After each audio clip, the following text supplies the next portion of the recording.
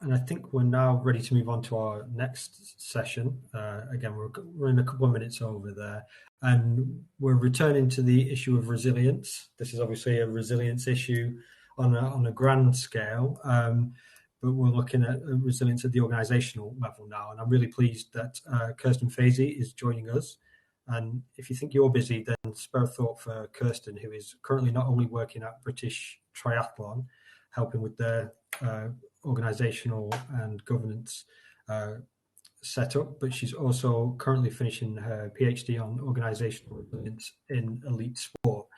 And she's going to share some of the findings of that research with us shortly. I think she's just in the process of joining. Hopefully I'm here already, Craig, if other people can hear me, so I can certainly see you.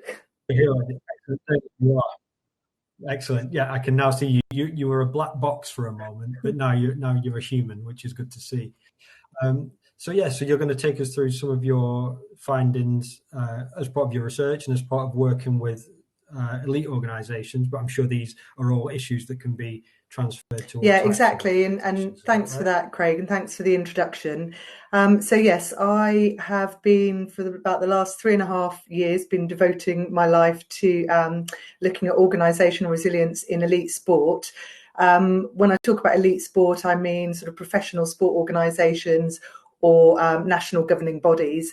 But a lot of what you're about to hear about is applicable to grassroots organisations, community sport organisations, and teams within organisations. It's not just at a strategic level, and also a lot of it to business more generally. Without further ado, I will share my screen, if that's okay. And let me just find the right window. And I'm hoping now that you'll all be able to see that. So thanks ever so much for the Sports Governance Academy for inviting me along today. As I say, Kirsten Fasey. If anybody who's got any questions after this or they want to reach out to me at all, then LinkedIn is probably the best way. It's one of the advantages of having a really annoying surname that nobody can spell, is that if you do manage to spell it correctly, I'm quite easy to search for in these kinds of environments. So what I want to talk today about is organisational resilience. And when I talk about that, people sort of go a bit blank. And so whenever we're talking about resilience, whether it's resilience of an athlete, resilience of a team, resilience of an individual, whatever it might be, we're always talking about some kind of significant, unexpected or disruptive event and some kind of positive or better than expected outcome. And the reason why we thought it might be necessary to look at it in sport organisations, and it hasn't been looked at previously prior to this PhD, is because of the number of events that can impact sport organisations. So we've got funding cuts or huge swings occasionally in funding that can be quite unexpected. We've got often quite a lot of turnover in key staff, perhaps happens a bit more in sport organisations than your average business. Obviously, there are all kinds of issues, reputational threats in the media, which, because of the interest in sport, can perhaps have a bit more attention than they might do in other environments. And then I'm going to win an award, I think, for the earliest time within a presentation to mention the C word. Obviously, the coronavirus has been a huge, significant disruption, not just to sport organisations, but to pretty much every business on the planet. So those are the kind of things that organisations have to deal with that they need to be resilient to. So I just wanted, in this slide, I'm not going to talk today about all of my PhD studies, and nor am I going to go into too much depth on geeking out about sort of methodologies and so on. But the point of this slide is simply to emphasise that the work that I'm about to share with you has come from data that's deeply embedded from people within sports organisations, and there have been various sort of rigorous academic processes. It's very easy in the media and so on for people to bandy around their expertise on resilience, but it's to say that there's a bit more depth behind the findings that I'm going to share with you. I'm particularly going to talk about studies 1 and 2. So study 1, all the information I'll share around definitions and these sort of 5 key characteristics that have come out are from something called the Delphi method. And it's an online tool, collaborative tool to help bring a panel of experts towards a consensus in a particular area. And in this case, we had 62 experts from across a wide range of about 60 different sports, and they had about 700 years of experience between them, as well as quite a few prominent, well-published academics, all contributing across a 7-month period to various online surveys and opinion pieces that we asked them about. So as you say, that's just that won't come through necessarily in what I'm presenting, but that gives you the depth behind the research. And then the other study that I'm going to come on and talk about, which is about the mechanisms, the processes, what organisations are doing to help them be resilient, comes from longitudinal interviews. So by that, I mean, I went and spoke to, it was 21 different individuals, quite senior level, and then often somebody else within about 10 different sport organisations. And I spoke to them a couple of times across a 4 to 6 month period to get that really rich data, which again, the findings have come from. I've just put on the slide, I've mentioned that I've also done an ethnography and some action research with some interventions where I've had to put my money where my mouth is and actually go and see how this plays out within sport organisations, and also implementing strategies to improve organisational resilience. As I say, I don't have time to talk about those today, but it's just to explain that there is that other work lying beneath this. So without further ado, within the first study, we were looking at a definition of organisational resilience that this panel of experts, 62 people, sort of got on board with, and they looked at various options and various nuances. And we constructed this definition of organisational resilience as a dynamic capability of an organisation to successfully deal with significant change. This is what we're talking about. So that successfully deal with significant change bit, that's the resilience, that's there being some event, a change, and that there's a better than expected or successful outcome. But the important bit there also is that it's a dynamic capability. Dynamic meaning anybody can develop it. You can always get better. You'll never be best. You'll probably never be worst. But all organisations can improve their resilience. And it's a capability, which means we're not talking about the outcome, what happens when an organisation has dealt with a significant change and it's come out the other end, everything's fine, and they're feeling very smug and happy with themselves. Because that's not real life. Changes are impacting organisations all the time, and therefore you never get to that end point where you've kind of resumed functioning, phew, everything's great. Instead, this is talking about a dynamic capability. It's forward-looking. It's, could you deal with the next problem? If something else hit you right now, would you be in a position to deal with it? Because we've all, I think, worked in organisations where you might have just about dealt with something through the skin of your teeth, but you think, I really hope nothing else hits us right now because we would really struggle. So if it's a resilient organisation, it's one that can deal with what's coming around the corner. And then the second part of that definition is talking about it emerges from multi-level interacting characteristics and processes. And the reason I'm mentioning this is because people sometimes struggle when you talk about an organisational thing. People think, well, what are you actually talking about? Because our organisation is just a bunch of people. And definitions of organisations are a bunch of people with specific tasks, often divided into teams, and it's about how tasks are allocated and how those groups communicate.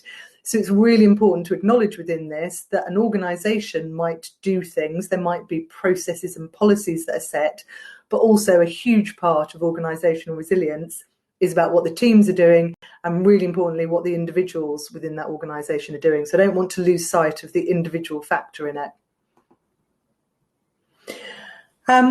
This is a bit fast and quick. I wanted to cover a lot and sort of give a lot of information out in this. If anybody wants either got particular questions on particular things, you can ask them at the end, or as I say, get in touch with me. I'm always happy to talk about this stuff. So when we looked at the characteristics that resilient organisations have, we came up with these 5 key characteristics. So we're talking about structural clarity. Structural clarity is quite an organisational level thing. It's about understanding how the communication flows within your organisation. It's about understanding roles and responsibilities, how they're divided between individuals and teams. And it's about decision making. But the important bit is not just that there is a structure, but that it's clear. So people within the business and also externally understand how communication flows, how they get hold of information, on what basis decisions are going to be made. So it's that clarity aspect. The second part, in terms of an ability to successfully deal with significant change, is flexible improvement. That's the terminology for sort of the culture or the mindset of always seeking, striving to get better, to do things better, but to always be flexible and adaptable along the way, recognizing they're going to have to be changes, but really valuing learning and innovation, which is something that I think sport organisations are actually really good at.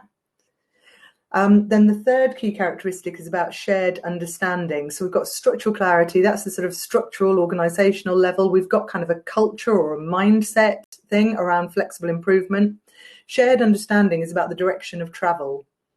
So it's understanding what are the vision and the values of the organisation, where are we going, but more importantly than that, it's about having a collective belief in your ability to get there.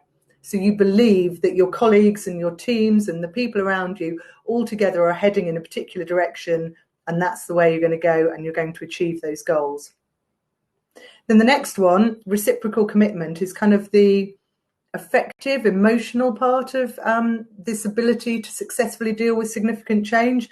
And this is the feeling that that between an employer and an employee, and also between employees, that there is trust and support and value and psychological safety within the organisation, which allows you to make mistakes, be adaptable, to try to get better and successfully deal with significant change without always worrying about whether you're going to be supported and safe in that environment.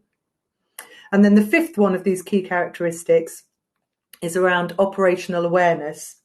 And this is about being able to understand, identify and assess the range of options that might be available to you when you're faced with a significant change, and the different ways that you might be able to deal with that. And the way that's achieved is through understanding the operating environment and, really importantly, what are the available resources? What might I be able to call upon? Who might I be able to call upon who might help with this particular problem? And we'll come on to that more in a minute because it's very related to one of the processes. So that's a real whistle-stop tour of study one. We've looked at a definition of organisational resilience, which has been endorsed by this panel of 62 experts working within sport and with academia. And then we've got these 5 key characteristics or pillars of organisational resilience. Those are what resilient organisations look like. And then I'm going to come on to study 2, which is the mechanisms, the processes. This is how resilient organisations function. And at this point, I would normally look around the room and see if people are smiling and nodding and generally interested, taking notes, people falling asleep, people checking their emails. And it's just the bizarrest thing, as I'm sure all of you on this call will have experienced, when I'm just talking to my screen. And I've got no idea whether anybody's interested in this. So I will happily plough on and gladly assume that everybody's smiling and nodding in an engaged manner. So study 2 was about mechanisms. This is about the processes. What are resilient organisations doing which help them to successfully deal with significant change? And within this study 2, which was from these longitudinal interviews across a 4 to 6 month time period with various people working across 10 different sport organisations, we've got 2 core processes, which I've termed sensing and adapting. And then we've got 2 supporting processes, which are termed strengthening and shielding. And the idea is that sensing and adapting are these kind of processes that are going on all the time, constantly feeding into one another. It's not as though one happens and then the other one takes over.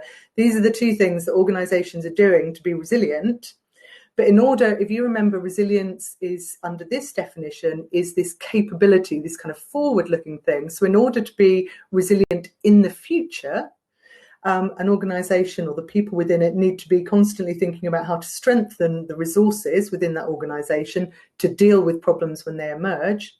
But also shielding is this other supporting process. So again, this isn't about actually dealing with a problem, but it's about making sure that the organisation doesn't have too many problems to deal with in the first place.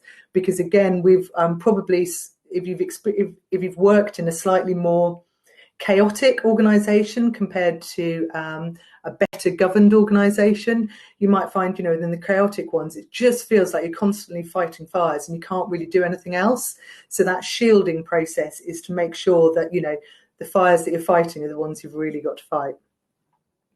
So I'll go through each of these and we'll leave some time at the end to go through some practical implications of this research. So some ideas of the kind of things that you might be able to do within your organisation to help develop that organisational resilience. So when I'm talking about sensing, this is about connecting decision makers within the organisation to the information which could impact those decisions.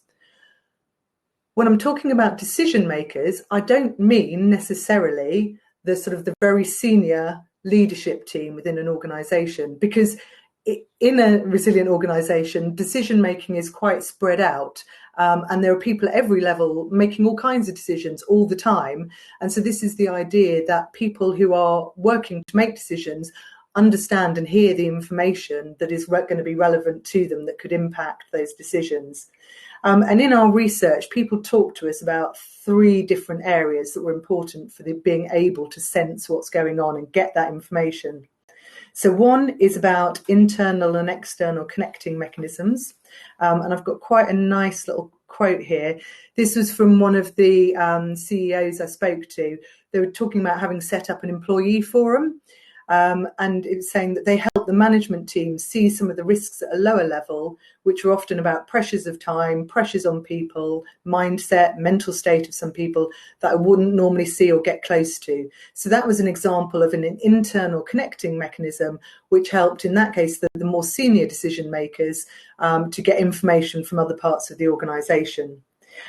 There are other examples that can be used, for example, relationship networks, role-specific forums, cross-sport mentoring. I know there's the Huddle, for example, on the Sports Governance Academy website. So that's a perfect example of people sharing information externally, being able to sense some stuff. There might be some rule changes, something that people need to know about, maybe something about the code of governance changes, just getting that heads up to understand what's happening in their environment. So that was one part of sensing. Then the other 2 parts, we've got diversity. I'm talking about something slightly different here. I'm not talking about demographic diversity. I'm talking about cognitive diversity. The 2 often go hand in hand because people's life experiences will often feed into how they see the world. But the important point for sensing is to have that cognitive diversity, people able to approach issues from different viewpoints and assess and evaluate them from different viewpoints, which then comes into the 3rd part of sensing. It is that evaluation. So this is not somebody sitting there taking this information and deciding what to do with it. It's really important, the interperson evaluation. So discussing it and trying to understand, what's this information telling us? Do we need to do something in response to this? And then it's about monitoring. And again, this is something, because I say that this isn't a one-off, you don't sense and adapt and then you're done. When you make decisions, you then need to monitor them and evaluate them, because they will be unintended consequences.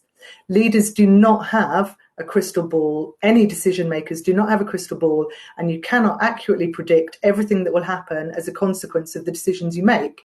So it's just accepting that, which I think on its own can relieve people with quite a lot of responsibility, thinking you make the best decision you can, but then what's really important is to sense, to monitor for unintended consequences after decisions have been made, so that then you can adapt further as necessary in relation to things that have happened that weren't quite what you were anticipating.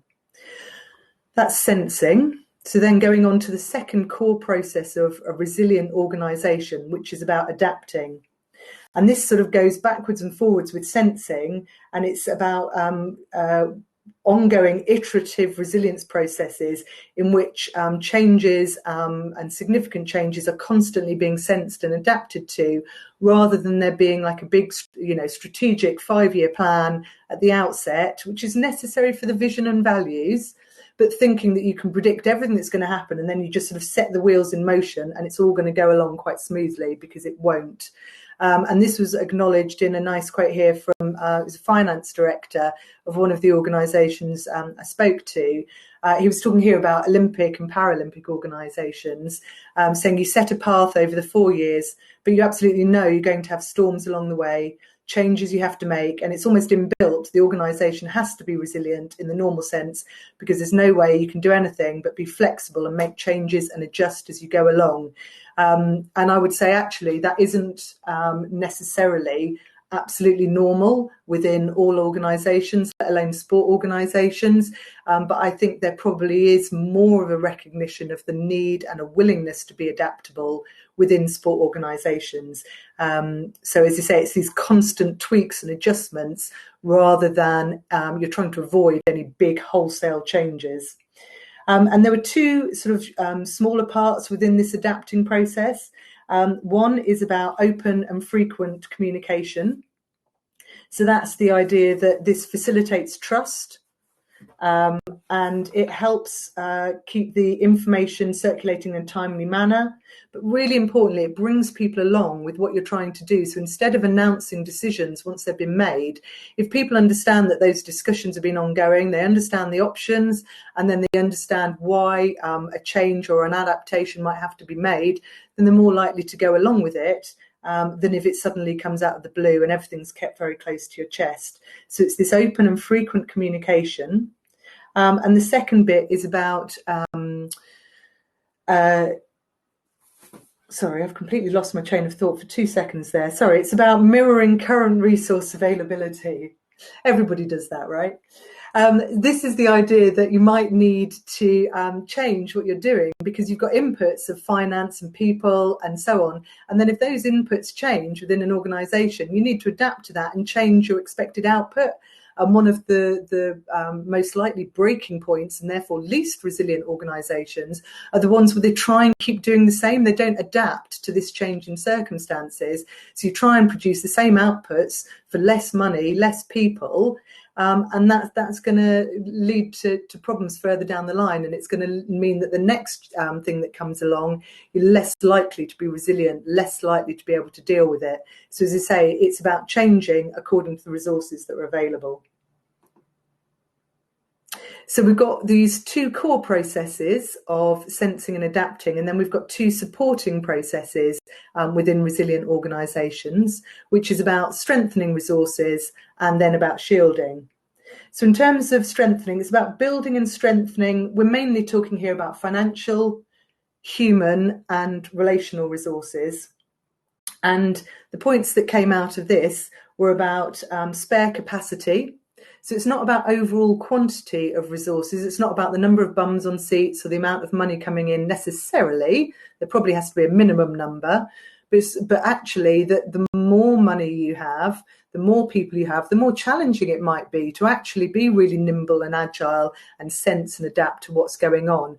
What matters is having a bit of a buffer there, whether it's the finance or whether it's about people having a bit of spare capacity to be able to think about some of this stuff instead of always running at 110 miles an hour. So strengthening resources is about freeing up a bit of spare capacity. It's about the quality of those resources and in particular human resources. And there was a lot of discussion within the interviews that I did about how you go about improving the quality of human resources. And it's things like exposure to challenging scenarios so that people get more comfortable with dealing with change and more confident in their ability and their team's ability to do so. And it might be about virtual exposure, so learning from others, things like that, which I'll come on to more in the practical implications. So in relation to this supporting process of strengthening resources, we've got spare capacity is important, the quality of the resources is important, and relational resources are important. And in relation to relational resources, that is just people, organisations that you know, that you have a good relationship with, and really importantly, ones that you can then call upon in times of adversity, who might be able to give you access to other resources that they have. And this, again, I've got a quote here from different CEO this time, who was talking about if we're slightly isolated on our own and we're a small organisation trying to stay afloat, but trying to forge ahead as well. You can find yourself struggling a little bit or treading water. But if you've got partners and they needn't be in the same sports sphere, they can sometimes take some of that load off. And there were lots of examples people gave me within sport of the kind of partnerships that they developed where they could spread that kind of that load so that when they needed to call upon those extra resources, they'd be available. And then the final bit that I'm going to be talking about before I go on to the practical implications in this section is this second supporting process of shielding. And this has two elements. It's got internal and external shielding. So what do I mean by that? When I'm talking about internal shielding, this is Sports Governance Academy stuff, right? And their website is brilliant in terms of the resources that are available to help organisations essentially run the business a bit better. You're talking about risk registers there, you're talking about budgeting, decision-making structures, processes, stakeholder engagement, succession planning. So this is Code of Governance, Sports Governance Academy. That's all these internal shielding processes to try and minimise the amount of turbulence and upheaval you have from internally. But then people often don't think about the external shielding, which means that organisations aren't just sitting there passively waiting for things to happen to them. Sometimes that'll be the case. Coronavirus is an excellent example. Not a lot any of us could have really done about that. But sometimes there will be an ability to influence external partners, and therefore it's important for people within sport organisations to have, perhaps board members or other people who are working within European international sporting bodies able to lobby from within, stakeholder organisations. There might be people who work in clubs and who do volunteering, and at all those levels you're influencing other people and other environments beyond the organisation, but ultimately it can help with things like how rules and regulations might be developed, changes in governance structures, how policies are implemented, and all those things might mean that you get a smoother ride for your organisation. So again, apologies, a bit of a whistle-stop tour through that. That was the second study. So that came from longitudinal interviews, and that was looking at the mechanisms of organisational resilience. So I'm going to finish up here and then hopefully leave some time for questions and answers. Sorry, that was I've just clicked on that. That's an example of somebody saying why they needed to shield, which is giving an example of when they'd really struggled and had to stop everything they wanted to do in order to deal with a problem. I'm going to finish up with some practical examples here of ways to improve organisational resilience. And then what I'm really hoping is that at the end of this, I'm going to get off screen sharing and I'm going to find there are still some people in the room virtually. So there's just 4 suggestions here in terms of how to improve organisational resilience. There are so many things that can be done in this space. And as I say, I've worked with a particular sport organisation previously to try and implement and measure some changes in organisational resilience. But there's so many different things you can do, and it really depends on what the strengths and weaknesses of a particular organisation are as to what might be the best areas to address. But the 4 that I'll mention are exposure to challenging scenarios. This was the bit that I mentioned about strengthening human resources. We often think about it in terms of athletes, in terms of, going to increasingly intense competitions. You wouldn't directly put an athlete into some really high stake competition. You do it more gradually and make sure they had support along the way. Well, that can apply to anybody within your business, within your workforce, where you don't keep them within their comfort zone. You make sure that they're constantly exposed to different scenarios or different situations, but making sure they've always got the support behind them to deal with that. And then you increase the quality of their ability to deal with significant change when it comes along. Second suggestion, this is pointing to structural clarity. So that's one of those very first key characteristics I went through. And it's about roles and responsibilities audit. So within an organization, people come and go, and depending on the skill set of a person, what they're actually doing day to day might be quite different to what their job description is or what everybody thought they were going to be doing when they came in. They're really good at some stuff. Somebody else has taken off some other stuff because they weren't so good at that. So it's sitting down and saying, okay, what do people actually within our team actually do? Who does what? And making sure there's clarity both within the team and to the wider organization of who is responsible for what, because you might think it's obvious, but often it's not. So that helps with structural clarity. Scenario planning is a big one that I think can really help with organisational resilience. This is when you get a group of people together, and it might be in a particular team, or it's even better if it can be from across a range of different teams within an organisation, who sit down and take a problem, a potential scenario that's been worked up that might hit the organisation, and all work through what they'd actually do in that situation. And there's two things why this is, two areas that this hits. One is the outputs. So you might end up with, let's say, a crisis comms plan, or some different decision-making process register, or there might be some things that you think, oh, actually, we need that to be more structured. But people forget about the sort of the softer skills that you develop just going through that kind of exercise, where you learn about the strengths and weaknesses of different people from across the organisation, how they handle pressure, and then you end up, hopefully, with a better sense of collective efficacy, group belief in the ability of your teammates to deal with that particular scenario. And then the fourth one I'm going to mention before I wrap up is about mapping relationship networks. So this is this idea, again, it's about strengthening relational resources in this case, but also about shielding this idea of external influencing. And it's thinking about who, both internally and externally, do I need to have a really strong relationship with, from a strategic point of view, or from a sensing day-to-day conversation point of view, because we often spend a lot of our time in terms of, the amount of communication backwards and forwards with either people we enjoy talking to, or those people who suck up all our time, and they may not be the people we need to be spending time with. So it's looking at who do I actually spend a lot of time with, and who should I be spending a lot of time with in developing those relationships. So that's just some of many, many ideas about developing organisational resilience in elite sport, but in other sport organisations as well.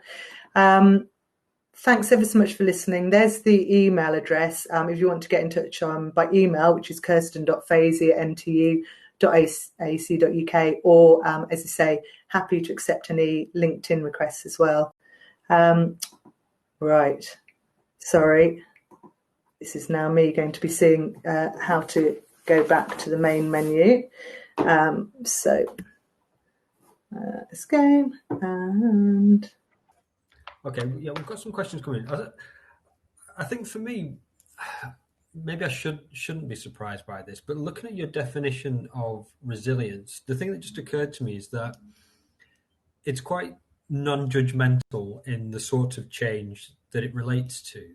I think in my head, I see resilience as responding to adversity, but it seems from your definition that it's responding to change, good or bad. Is that right? Yeah, so when we talk about resilience at an individual level, a lot of people often talk about adversity, negativity, bad events, if you like. I think generally that mood is shifting a little bit, but even more so at the organisational level. So at the organisational level, who decides whether something's good or bad, right? So you've got people in the room, and some people might see things positively, some people might see things negatively, but so many changes can be also regarded both ways. So they'll often present opportunities as well as threats. Now, some people talk about resilience as including sort of people who thrive and who develop opportunities. I personally think that's something slightly different. That's about growth and about, organisational functioning. Resilience is about overcoming these challenges. But the point is that we try and move away from talking about negativity, because most types of change will involve positives and negatives, opportunities and threats. Even in sort of what we've seen over the last year or so, I think you would have been hard pressed to find an organisation that had planned for this level of disruption for this amount of time. But within that, people have pivoted to some, and there's a question just coming from Terry about innovation in resilience, and we've seen all sorts of innovations over the last 12 months or so. So I just wondered, so Terry asked quite specifically, did you consider a role of innovation, and is that something that came through in the research? Yeah, so it's kind of incorporated in this characteristic of sort of flexible improvement, although that's more about learning and getting better rather than innovating. And I think we've got to be really careful. It's so easy, and this is why I stressed the sort of the academic rigor of this work, is that when people bandy these words around, they can use it to mean anything that's good. So people talk about resilient organisations are ones that are just good and that function well. Resilience is more specific than that. So it's not about innovation. That might be a byproduct. A resilient organisation might be quite innovative, but that's not what the core of it is about. So the core of it is about an organisation that's forward-looking, that's thinking about potential challenges and is willing to adapt to them as they go along, but it's not focused on innovation, but that might well be a part of it. It's a good question. And a question here from Nikki. What would you suggest would be the best place to start in assessing our own organisational resilience? Yeah, another really good question. It's something that, I mean, I suppose I'm biased, I would say this, but I think it's quite nice to be able to take, and I can share with people some details around this sort of framework, but taking your understanding and just simply having a discussion about it. So saying, okay, how do we think, we do around, what do we think about our structural clarity? What do we think about, our willingness to adapt? How do we think we sense, perhaps doing some scenario planning exercises? And I think that people can get hung up on thinking, right, okay, I've got to be a resilient organisation and we're going to do something and we're going to implement a process of work and then it'll be done. First of all, this never ends, right? This is something that needs to get embedded. But the fact that you're talking about it and thinking about it and reflecting on it, to me, is a huge place to start with it. Thanks for that, Nikki. We've still got a few more minutes if anybody wants to send in any more questions for Kirsten. But I was thinking about some of the points you were making, and it seems to me that resilience is indistinguishable in a way from the culture, or at least you can't divorce organisational culture from resilience. And one of the points that you made was around letting go of sort of control and predict, trying to get, which is, certainly from anybody with a business mind, is almost anathema. They want to know. The Super League shows that, people want to know we've got X amount coming in and we're going to do Y with it. So it's letting go of that. And the other phrase that you use, so I don't think you used it today, but the tolerance of failure is an interesting one. And that's sort of seems to me to be part of an organizational culture where, are people willing, and it's probably got something to do with innovation as well. Do you feel as though you're given leeway to try and fail if need be, and to learn from that? How else do you learn if not by failing a little bit? Yeah, and it's something that came out, and there you are. You're showing that you might actually have read the paper that we published on this, where one of the things we talk about in there was some of the interesting discussions that went on between our experts. And I can't, get across all the nuances in here, but I was asking them questions about how you approach failure. And as you might expect within a sport organisation, there is a big recognition of the need to fail in order to get better.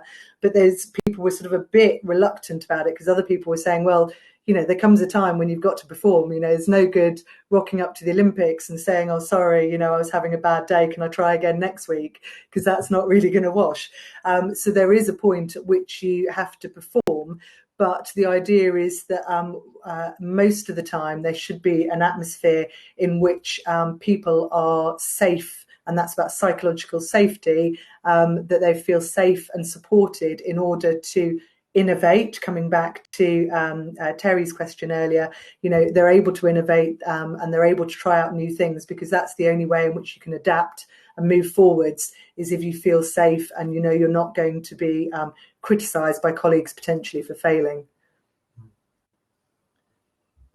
question just in from Philip about community organisations facing in particular capability challenges, and he cites financial constraints, presumably lack of skilled board volunteers. How can they foster resilience? Yeah, and it's something that I have so much sympathy with, to be honest, Philip, in terms of the amount sometimes that is being asked of certain organisations on so little resource, and often, staffed by volunteers. They've got a normal full-time job. It is so difficult, and no matter what I say, is not going to make it any easier. So that's the first point, is to say, I'm not saying you can wave a magic wand here and make all the problems go away. But a few things around that. One is this message about adapting to the resources that you've got. And some of these organisations can be a bit boom and bust from my speaking to people. So you might have a little bit of a windfall, a grant that comes in, might have a bit of a brand partner that comes on board for a while and gives a bit of a boost. But without that it's trying to match what the organisation is trying to achieve with those inputs that it's got. So in the same way that you might expect, if you get a bit of a boost, people think, oh yeah, I'll do a bit more. But they very rarely think about, okay, we can't actually achieve as much when we don't have that money coming in, and we don't have that time. The other thing is to say that it's not always a negative thing. I agree that you need a certain amount of income and a certain amount of human resource time to achieve anything, but the ability to sense and adapt, I would say, is much greater within a really small, tight organisation compared to a really large one. So it's not all negative, but as you say, I appreciate there are challenges, and there's only so far you can go with some of this. I think we've got through all the questions there. Terry's nipped in with a second question, but given her support for the SGA over the last year, I think I'll forgive her that second question. So if resilience is about change, is a sport organisation with a fairly weak culture able to be more resilient than one which is set in their ways? Yeah, I could do, and I won't, don't worry, another 45 minutes on organisational culture. We're on minus 1 minute. Yeah, okay, it's about time. Culture is this idea that you've got a culture and that it's something you can manipulate and change is something that I don't quite agree with. I think your culture is a lot to do with the sport, the individuals who work within an organisation, the geographical region, the country that you're in. There's so many things that feed into a culture that make it so hard to change. So I wouldn't necessarily say you've got a weak culture, a strong culture. I would say all organisations have some kind of culture. Some might work harder than others on trying to make something more distinctive. And I would agree that if you've really put yourself out there and you've really pinned your colour to the mast in terms of this is who we are, this is what we're doing, and therefore the implication we're never going to change it, that's very difficult. But you can have a culture in which you've got people who embrace change and innovation, things like that. And that can be very strong within them, but they don't absolutely pin their colours to the mast and say, this is who we are and we're never going to change. So I think, yeah, it's an interesting way to think about it. But that ability to be constantly changing is really quite important in resilience. Okay, well, thank you, Kirsten. Thank you so much for that. It was such an interesting thing, and I can tell again from the reactions and in the comments, it's something that people are interested in. And I mean, goes without saying after the last year or so that people are interested in resilience and becoming more resilient. I think hopefully we have, but understanding in what ways we have and how we can continue to do that, because as you say, it's a continuous process. So it's really interesting to know the sort of underlying principles behind that. So thank you so much. Good luck with the rest of the write-up and everything else. And thank you so much for that presentation. Thanks, Craig. And thanks to Sam as well. Thanks to both of you for all your hard work in organising a really good conference. Cheers. You're welcome. Thank you very much.